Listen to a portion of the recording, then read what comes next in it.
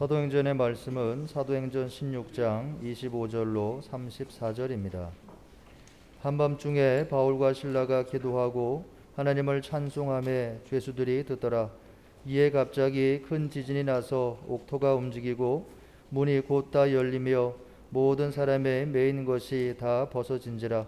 간수가 자다가 깨어 옥문들이 열린 것을 보고 죄수들이 도망한 줄 생각하고 칼을 빼어 자결하려 하거늘 바울이 크게 소리질러 이르되 내 몸을 상하지 말라. 우리가 다 여기 있노라 하니 간수가 등불을 달라고 하며 뛰어들어가 무서워 떨며 바울과 실내 앞에 엎드리고 그들을 데리고 나가 이르되 선생들이여 내가 어떻게 하여야 구원을 받으리까 하거늘 이르되 주 예수를 믿으라. 그리하면 너와 내 집이 구원을 받으리라 하고 주의 말씀을 그 사람과 그 집에 있는 모든 사람에게 전하더라.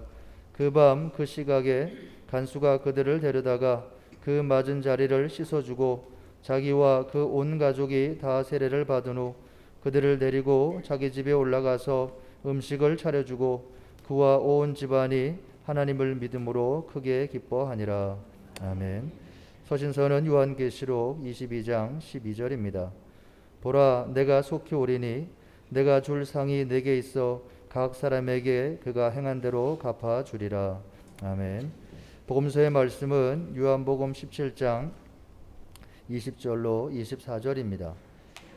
내가 비옵는 것은 이 사람들만 위함이 아니요 또 그들의 말로 말미암아 나를 믿는 사람들도 위함이니 아버지여 아버지께서 내 안에 내가 아버지 안에 있는 것 같이 그들도 다 하나가 되어 우리 안에 있게 하사 세상으로 아버지께서 나를 보내신 것을 믿게 하옵소서. 내게 주신 영광을 내가 그들에게 주었사오니 이는 우리가 하나가 된 것 같이 그들도 하나가 되게 하려 함이니이다. 곧 내가 그들 안에 있고 아버지께서 내 안에 계시어 그들로 온전함을 이루어 하나가 되게 하려 함은 아버지께서 나를 보내신 것과 또 나를 사랑하심 같이 그들도 사랑하신 것을 세상으로 알게 하려 함이로소이다. 아버지여 내게 주신 자도 나 있는 곳에 나와 함께 있어 아버지께서 창세전부터 나를 사랑하심으로 내게 주신 나의 영광을 그들로 보게 하시기를 원하옵나이다. 아멘. 주님의 말씀입니다. 오늘은 부활절 7번째 주일 그리고 또 예수 승천주일이기도 합니다. 다음 주일은 성령 강림 주일. 또 1년이 그렇게 이제 흘러가는 거예요. 이마에 죄를 칠하면서 창세기 3장 19절 말씀에 근거해서 사람은 흙으로부터 왔으니 흙으로 돌아갈 것을 기억하시오. 그 권고대로 시선을 땅에 두고 사순절을 시작을 했었는데 어느덧 그렇게 인간의 허무함, 육신의 나약함에 시선을 두고 겸손하게 시작했던 우리 시선이 어느덧 부활을 통과하고 하늘로 향하게 된 그것이 바로 오늘 우리가 맞이한 승천주일입니다. 이 승천주일은 존재의 새로운 차원이 우리를 위해서 열린 그 사건을 기념하는 절기죠. 사실 우리 인간의 이성으로는 죽은 사람이 부활한 것만큼이나 납득하기 어려운 것이 바로 이 승천입니다. 그럼에도 불구하고 초대교회 이후로 우리는 장사된 지 사흘 만에 죽은 자 가운데서 다시 살아나셨으며 라고 주님의 부활을 고백할 뿐만 아니라 하늘에 오르시어 전능하신 하나님 우편에 앉아 계시다가 라고 예수님의 승천을 새벽 시간마다 주일마다 고백하면서 지금까지 온 겁니다. 그만큼 예수님의 순환, 죽음, 부활, 승천 그리고 성령 강림은 우리 그리스도교 신앙의 심장부에 해당한다고 볼 수가 있어요. 부활이 생명이 죽음을 이긴 복음 중에 복음의 사건이라면 승천은 부활의 결말이고 성령 강림의 단초가 된 사건입니다. 그리스도께서 인간의 육신을 입고 땅에 오셨다가 다시 하늘로 올라가신 그 이유가 무엇일까를 우리는 생각해 봐야 돼요.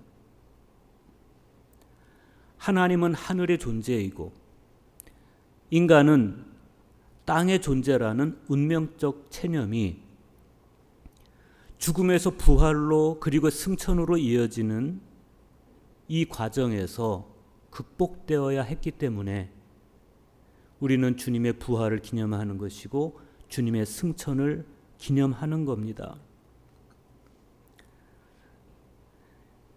모든 땅의 존재들처럼 죽어서 땅에 장사됐던 그리스도를 하나님께서 다시 살리셔서 하늘나라에 불러 올리신 까닭은 죽음을 이기고 부활하시고 하늘로 승천하신 그분이 곧 우리 그리스도인들이 도달해야 할 새로운 인류의 모습이었기 때문에 그렇습니다.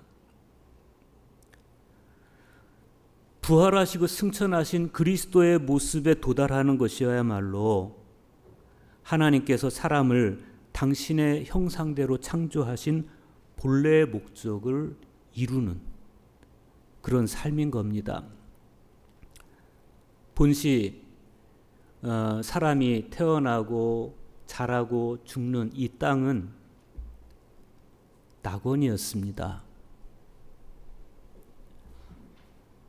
그리고 사람은 그 낙원에서 하나님의 형상대로 지음받은 존재답게 살도록 초대된 그런 존재였어요.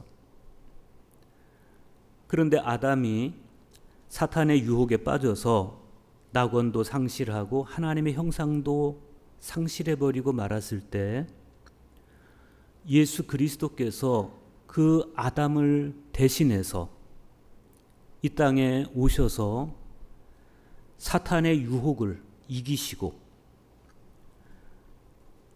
죽음도 이기시고 부활하셔서 그리고 마침내 하늘로 승천하심으로써 잃어버린 하나님의 형상을 회복시켜 주시고 잃어버린 낙원을 회복시켜 주신 겁니다. 그래서 오늘 우리는 이 부활절 7번째 주일과 승천주일을 맞아서 그 예수 그리스도 부활하시고 승천하셔서 하나님 우편에 앉아 계시는 예수 그리스도를 바라보고 그 예수님 안에서 예수님과 함께 예수님을 통하여 하늘로 가슴 벅차게 오르고 있는 거예요. 그런데 바로 이 지점에서 우리에게 궁금해지는 게 있습니다. 그건 뭐냐면 그러면 도대체 그 하늘은 어디 있냐는 거예요. 예수님께서 오르신 하늘이 어디에 있느냐? 하늘 어딘가에 있다면 볼 수도 있을 텐데 도대체 그 하늘은 어디 있는 것이냐? 그리스도교 신앙 안에서 하늘이란 창조된 우주의 물리적 공간이지만 동시에 창조되지 않은 하나님 당신의 세계를 가리키는 것이기도 합니다. 그래서 일찍이 하나님께서는 이사야 선지자를 통해서 이사야 66장 1절에서 하늘은 나의 보좌이다 라고 말씀하신 바 있어요. 성요한 크리소스톰은 하늘은 영육을 창조하신 선하시고 자비로우신 오직 한 분이신 창조자 하나님이 계신 곳이다. 이렇게 말했어요. 아타나시우스 성인은 하늘을 인간에게는 감추어져 있는 엄청난 신비이다. 이렇게 말했고 니콜라우스 바실리디아스는 하늘을 물질적 개념이 아닌 영적인 개념으로 받아들여야 한다. 우리가 바라보는 이 스카이가 아니고 예수님께서 오르신 하늘은 영적인 의미에서 바라봐야 한다. 다마스커스의 성 요한은 하늘을 정신적인 곳으로 소개하면서 따라서 그곳에서는 정신적인 방식으로 존재하고 활동한다. 이렇게 말해요. 요한복음 저자의 표현을 빌리면 하늘은 태초에 하나님께서 말씀과 함께 계시던 곳이고 예수님께서 십자가에 매달린 강도에게 오늘 네가 나와 함께 낙원에 있으리라 하셨던 그 낙원이 바로 주님께서 오르신 하늘이다. 이렇게 봅니다. 신약 성경에서 이 하늘은 하나님의 나라로 표현이 됐어요. 하나님의 나라. 하나님 나라를 뜻하는 그리스어는 바실레이아입니다. 바실레이아. 하나님께서 다스리시는 나라. 이 하나님 나라는 공관복음 안에서 가장 중심적인 주제로 자리 잡고 있고 예수님의 메시지는 철저하게 하나님 나라에 집중돼 있어요. 그만큼 하나님의 나라는 그리스도교 신앙 안에서 굉장히 중요한 겁니다. 위르겐 몰트만은 희망의 신학에서 하나님의 나라를 소망하지 않는 자는 고향이 없는 자다. 이렇게 말해요. 몰트만은 만물에게 의와 생명, 평화와 자유, 진리를 가져다주는 하나님 나라의 약속은 배타적이지 않고 포괄적이다. 이렇게 말하면서 하나님 나라의 약속은 세상을 향한 사랑의 파송의 근거가 된다. 이렇게 말하기도 합니다. 그래서 이 하늘은 그리스도께서 승천하셔서 하나님 우편에 앉으신 곳이에요. 오늘 요한이 말하는 하늘은 그런 곳입니다. 그리고 우리 또한 이 하나님 나라의 영광으로 초대받고 있다. 그런 점에서 오늘 복음서의 말씀은 아주 중요한 말씀입니다. 예수님의 마지막 기도가 바로 이 영광이 이루어지기를 구하는 기도예요. 요한복음 17장 20절과 21절 보십시오. 내가 비옵는 것은 이 사람들만 위함이 아니요 또 그들의 말로 말미암아 나를 믿는 사람들도 위함이니 아버지여 아버지께서 내 안에 내가 아버지 안에 있는 것 같이 그들도 다 하나가 되어 우리 안에 있게 하사 세상으로 아버지께서 나를 보내신 것을 믿게 하옵소서. 지난주에 말씀드린 것처럼 오늘 이 복음서의 말씀 역시도 요한복음 13장에서 17장까지 이어지는 고별 설교 안에 포함이 되어 있는 말씀입니다. 그런데 그 중에서 오늘 말씀은 그 고별 설교를 마무리하면서 성부 하나님께 드리는 중보 기도예요. 예수님은 이 기도를 세 가지 측면에서 합니다. 1절에서 5절까지는 예수님 자신을 위한 기도입니다.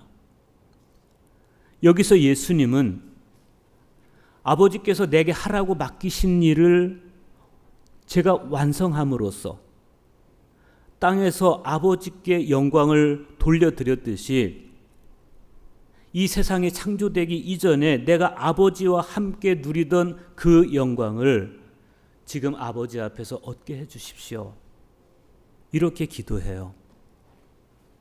예수님의 기도가 이루어졌겠습니까? 이루어졌습니다.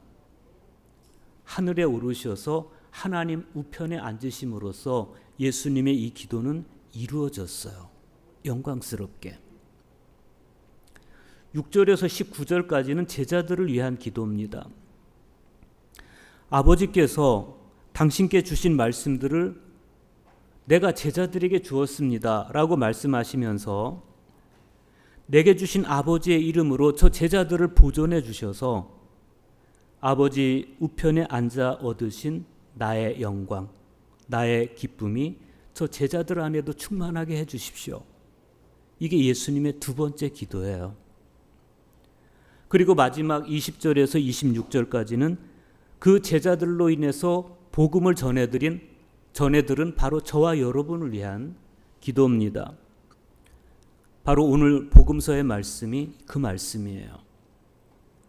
제자들로 인해서 복음을 전해들은 1세기 이후에 모든 그리스도인들을 위한 기도가 되는 거죠. 여기서 예수님은 두 가지를 기도하십니다. 하나는 성도들이 하나가 되게 해 주십시오. 그 기도이고, 하나는 그럼으로써 저들이 하나가 됨으로써 우리 안에 있게 해 주십시오. 성부 하나님과 성자 예수님 우리 안에 있게 해 주십시오. 이 기도예요. 이 기도가 정말 중요한 이유가 있어요. 그것은 예수님께서 승천하셔서 하나님 우편에 앉아 계시는 그 영광을 얻으셨듯이 우리도 땅의 존재라고 하는 운명적 체념을 뛰어넘어서 마침내 우리도 예수님처럼 하늘에 올라서 성부와 성자 안에 있는 그 영광을 얻게 해 주십시오라고 예수님께서 기도하고 있기 때문에 그렇습니다. 그러면 예수님의 이 기도는 어떻게 이루어질 수 있을까? 바로 그 어떻게 때문에 예수님은 이렇게 다음 기도를 이어가세요. 내게 주신 영광을 내가 그들에게 주었사오니 이는 우리가 하나가 된 것 같이 그들도 하나가 되게 하려 함이니이다. 우선 여기서 우리가 눈여겨보게 되는 것이 내게 주신 영광이라는 표현입니다. 이 영광에 대해서 생각해 볼 필요가 있어요. 요한복음 13장 31절에 보면 예수님께서 제자들에게 이렇게 말씀하세요. 지금 인자가 영광을 얻었고 하나님도 인자로 말미암아 영광을 얻으셨도다. 그러면 내게 주신 영광, 즉 성부 하나님께서 성자 예수님에게 주신 그 영광이란 과연 어떤 영광이겠습니까? 그리고 그 영광이 무엇이기에 그 영광이 우리를 하나로 만들어준다는 것일까?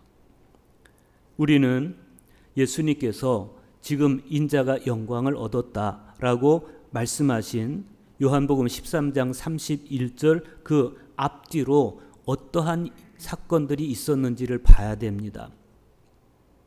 먼저 예수님은 당신이 세상을 떠나서 아버지께로 가실 그때가 이른 줄을 아셨어요.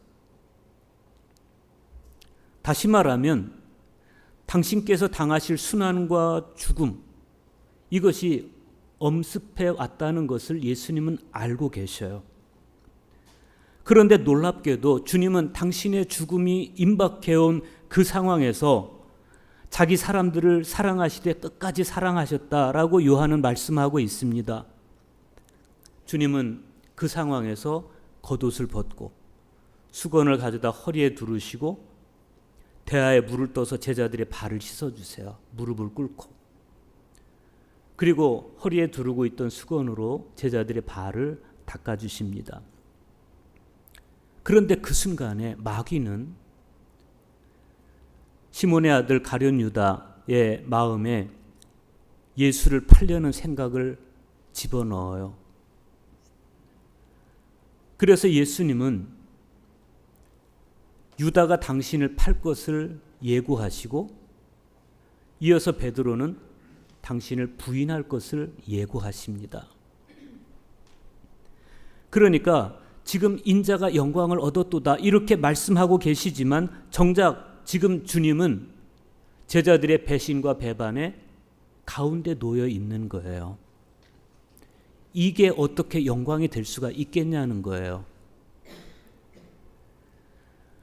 불사하시는 분께서 죽음의 운명에 처해지시고 영원하신 분께서 한시적 운명에 처해지고 있는 이 순간이 어떻게 영광일 수가 있냐는 겁니다. 오히려 예수님은 세상의 기준으로 보았을 때 영광이 아닌 치욕의 순간을 맞이하고 계십니다. 그런데 주님은 그게 나의 영광이라는 거예요. 이해가 가십니까? 공감이 되십니까? 십자가의 길은 어리석은 길이고 미련한 길이고 치욕의 길입니다. 헬라인에게는 어리석은 길이고 유대인에게는 무능한 길입니다. 세상 영광과 정면으로 반대되는 길입니다. 그런데 주님은 그 길이 아버지의 뜻을 이루는 길이었기 때문에 알면서도 당신에게 다가오는 그 무참한 순환과 죽음을 알면서도 사랑하시되 끝까지 사랑하시면서 제자들을 보호하세요. 발을 씻어주시고.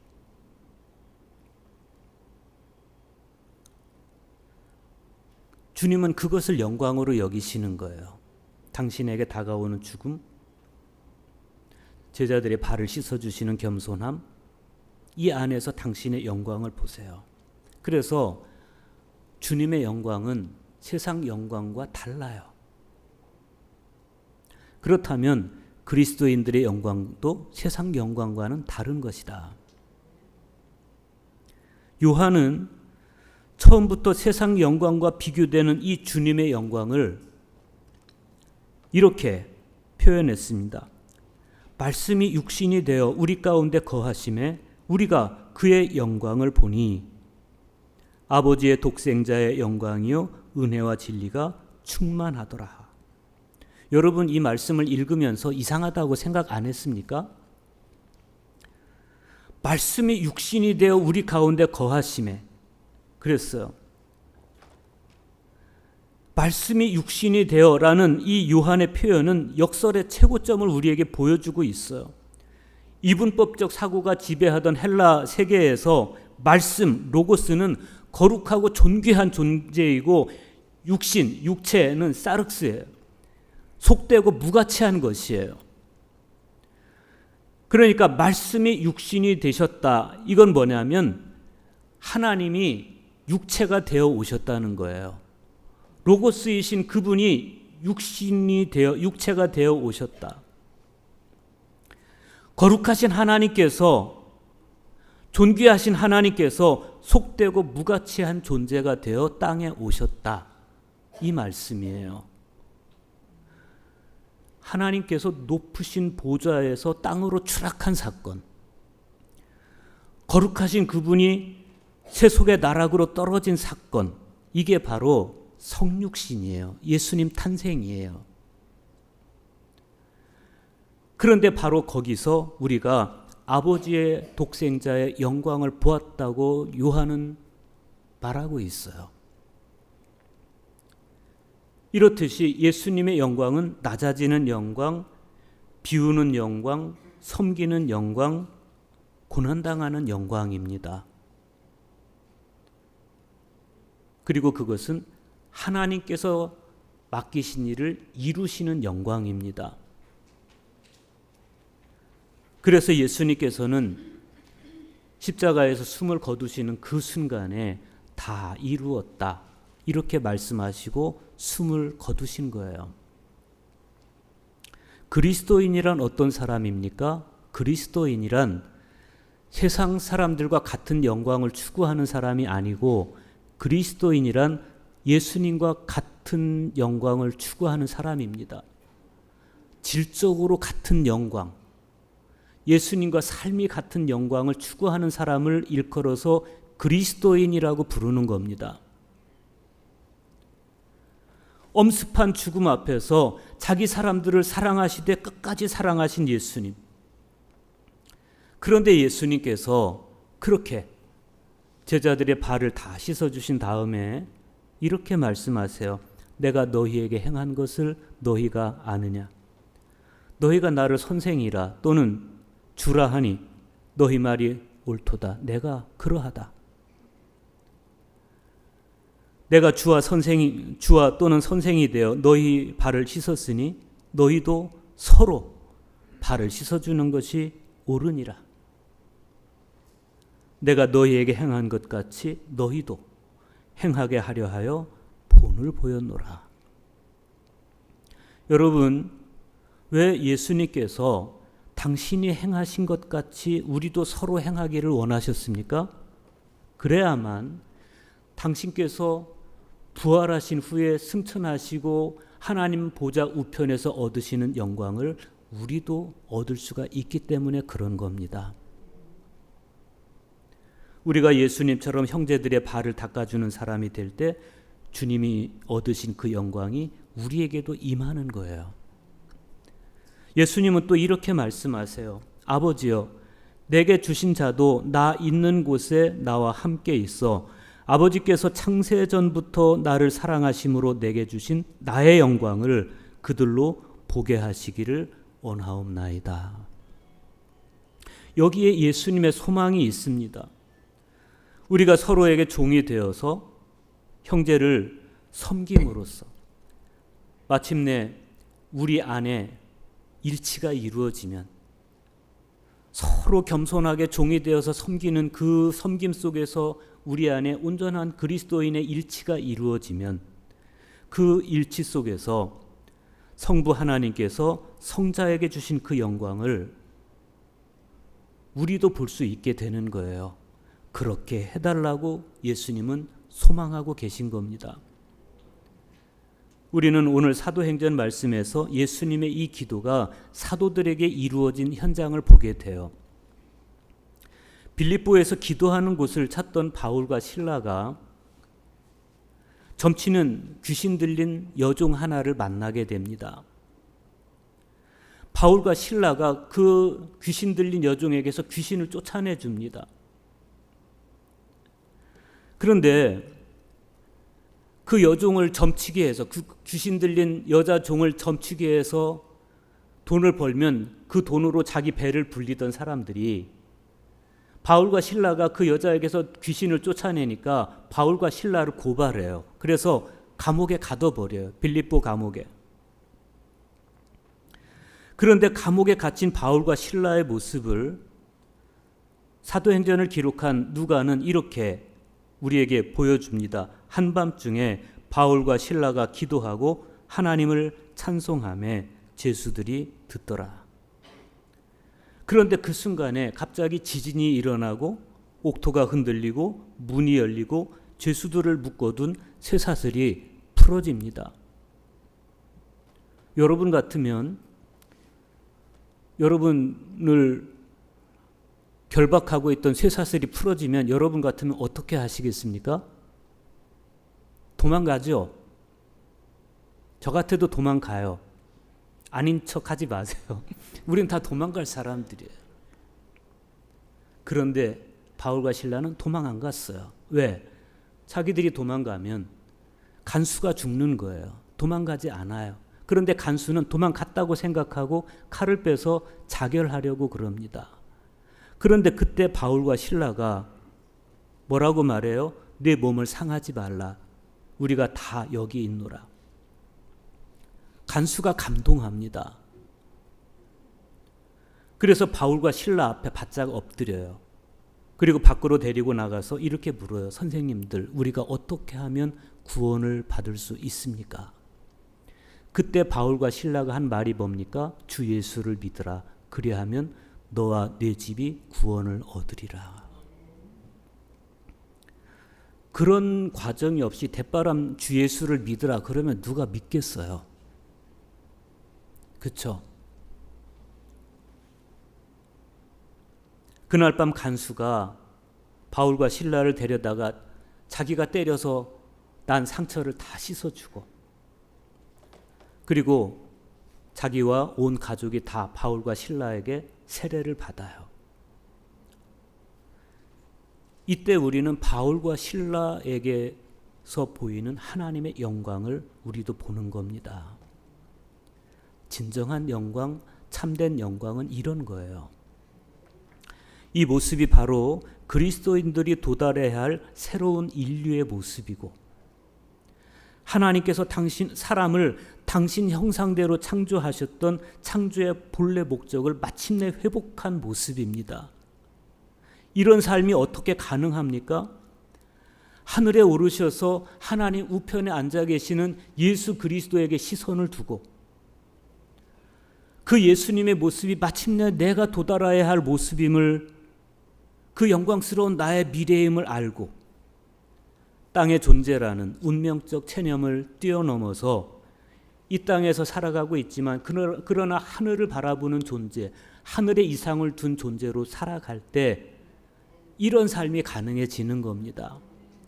이건 우리가 인격이 좋아져서 사라지는 삶이 아닌 겁니다. 주님의 그 영광을 나도 소망할 때 마침내 살 수 있는 거예요. 예수님처럼 형제들의 발을 닦아주는 삶도 이때 비로소 우리가 살아갈 수 있는 것이고, 바울과 실라처럼 타인의 목숨을 배려해 주는 것도 하늘의 영광을 볼 때만 살아갈 수 있는 삶입니다. 그것이 바로 하나님의 형상을 회복한 모습이고 하나님의 영광이 가득 드리워진 모습이에요. 이렇게 살아야만 세상 사람들은 우리를 보면서 하나님의 형상을 보는 겁니다. 오늘 서신서의 말씀에서 사도 요한은 그렇게 살아가는 사람들을 향해서 이렇게 선포합니다. 보라, 내가 속히 오리니 내가 줄 상이 내게 있어 각 사람에게 그가 행한 대로 갚아주리라.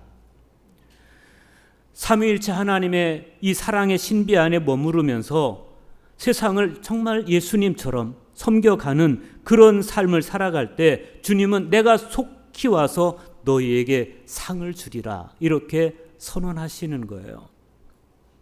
이런 영광이 진정한 영광이고 그리스도인들이 소망해야 할 영광입니다.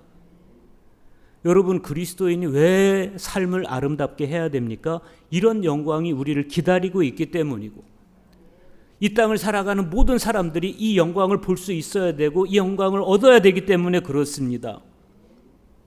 일찍이 이 영광을 손꼽아 기다려왔던 시인은 오늘 응송의 말씀인 시편 97편 10절과 11절에서 이렇게 노래합니다. 여호와를 사랑하는 너희여 악을 미워하라. 그가 그의 성도의 영혼을 보존하사 악인의 손에서 건지시느니라. 의인을 위하여 빛을 뿌리고 마음이 정직한 자를 위하여 기쁨을 뿌리시는도다. 왜 그리스도인들은 악을 미워해야 됩니까? 삼위일체 하나님 안에서 영혼이 보존된 성도에게 하나님께서 빛을 뿌려주시고 기쁨을 뿌려주시기 때문이죠. 생각해 보십시오. 만약 우리가 이런 기쁨을 소망하면서 우리가 시선을 하늘에 두고 살아간다면 어떻게 우리가 이 세상에서의 삶을 막 살 수가 있겠어요? 이 기쁨을 소망한 자는 날마다 부활해서 하늘로 이끌리고 있는 겁니다. 그는 이미 땅의 존재가 아니라 하늘의 존재이고 무덤이 아닌 승천을 향해 가는 존재인 것입니다.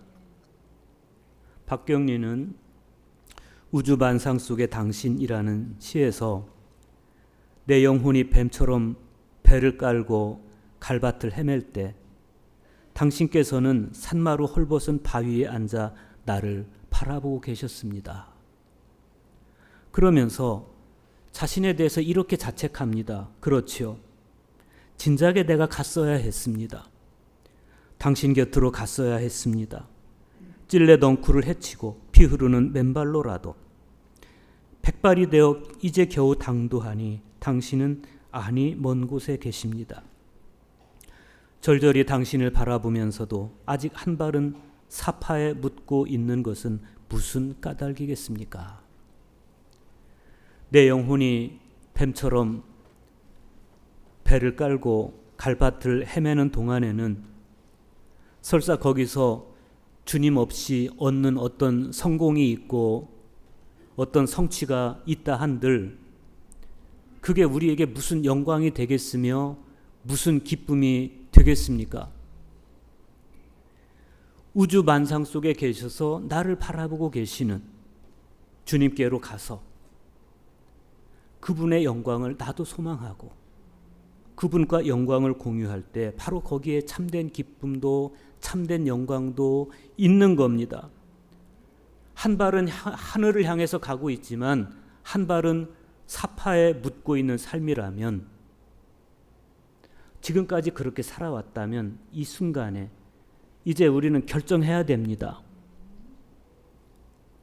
땅에 있는 우리를 사랑하시되 끝까지 사랑하셔서 우리를 위한 순환과 죽음을 고통 속에 감내하시고 부활하셔서 하늘로 오르신 예수님의 그 모습이 내가 도달해야 할 모습이고, 내가 도달해야 할 참 사람의 모습이고, 하나님 우편에서 예수님께서 얻으신 그 영광이 궁극적으로 내가 얻어야 할 진정한 영광이라는 것을 깨달아서 이 세상 한가운데서 세상 사람들처럼 살지 말고 하나님의 형상이 회복된 존재답게 형제들을 사랑하고 사랑하실 때 끝까지 사랑하고 서로 발을 씻어주는 삶을 살아냄으로써 하나님께서 우리 영혼에 빛을 뿌려주시고 기쁨을 뿌려주시는 하나님의 영광이 가득한 그러한 저와 여러분 될 수 있기를 간절히 소망합니다.